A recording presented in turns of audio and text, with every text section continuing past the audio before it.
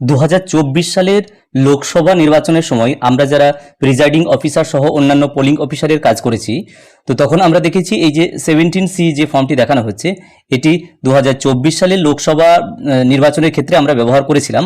সেখানে এই ফর্মটি এক পাতার ফর্ম ছিল, আমরা দেখেছি। এই ফর্মটি 1 নম্বর 2 নম্বর 3 নম্বর 4 নম্বর করে যে পয়েন্টগুলি আছে পরপর, এইগুলি নিয়ে আমি বিস্তারিত কিছু বলছি না।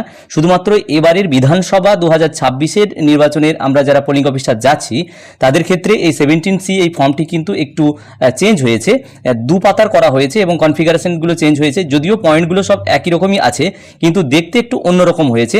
আমরা সচরাচর 17C এক পাতার যেরকম লোকসভা ভোটে আমরা দেখে এসেছি তার থেকে একটু চেঞ্জ। তো এখন বিধানসভা নির্বাচনে 17C দেখতে কেমন সেটা একটু আমি আপনাদের সঙ্গে তুলে ধরবো। তো দেখুন, লোকসভা নির্বাচনের ক্ষেত্রে এক পাতার এই ফর্ম ছিল এবং নিচে আমরা এসে দেখব যে সিগনেচার অফ পোলিং এজেন্ট, সেই পোলিং এজেন্টদের সিগনেচার করার জায়গা কিন্তু নিচে ছিল এবং পেপার সিলের যে অ্যাকাউন্টস অফ পেপার সিল, সেই পেপার সিলের যে সমস্ত তথ্যগুলো সেগুলো এখানে ছিল। আর টেন্ডার ব্যালট পেপারের তার আগে ছিল।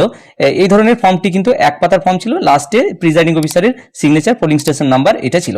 আমরা দেখে নিই 2026 সালের বিধানসভা নির্বাচনের ক্ষেত্রে 17C 2 পাতার ফর্ম কেমন করেছে সেটা জাস্ট একবার চোখ বুলিয়ে নিই। এবছরের এটা ফর্ম 17C অর্থাৎ অ্যাকাউন্টস অফ ভোটস রেকর্ডেড, এর যে ফর্ম এটি 2 পাতা করা হয়েছে। মূল চেঞ্জ এখানে করা হয়েছে, একটু নিচে যদি আমরা আসি এখানে দেখে নেব।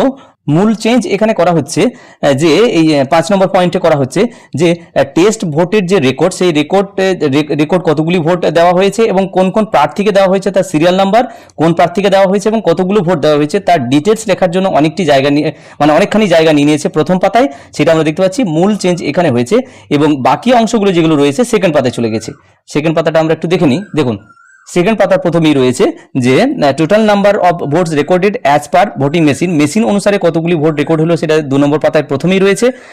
আর যেটা রয়েছে যে 17A-তে যতগুলি ভোট রেকর্ড হয়েছে সেখান থেকে 2 - 3 - 4 অর্থাৎ 3 আর 4কে বিয়োগ করে মেশিনের সঙ্গে যে ভোট তার ট্যালি হয়েছে কিনা, ইয়েস ট্যালিজ করে যেটা আমরা লিখি সেটা এখানে লিখতে হচ্ছে। এখানে রয়েছে যে নাম্বার অফ টেন্ডার ব্যালট পেপারের যে অ্যাকাউন্টস, টোটাল কতগুলো দেওয়া হয়েছে, কত সিরিয়াল থেকে কত সিরিয়াল, এইগুলো রয়েছে। আর নিচে এখানে রয়েছে অ্যাকাউন্টস অফ পেপার সিলে যে রেকর্ড, গ্রিন পেপার সিল আর পিঙ্ক পেপার সিল দুটোই এখানে দেবেন, কত সিরিয়াল থেকে কত সিরিয়াল নাম্বার দেওয়া হয়েছে, কোনগুলো ইউজ করা হয়েছে এবং কোনগুলো কে রিটার্ন দেওয়া হয়েছে এবং ড্যামেজ যদি থাকে তার রেকর্ড এখানে দিতে বলা হচ্ছে। আর লোকসভা নির্বাচনের ক্ষেত্রে এক পাতার ফর্মে আমরা দেখেছিলাম পোলিং এজেন্টদের সিগনেচার করার জায়গা একদম নিচে ছিল, কারণ এক পাতার ফর্ম ছিল। এখানে 2 পাতার ফর্ম করার জন্য দ্বিতীয় পাতায় কিন্তু পোলিং এজেন্টদের সিগনেচার করার জায়গা 17C-তে ডান দিকে কিন্তু রয়েছে দ্বিতীয় পাতায়।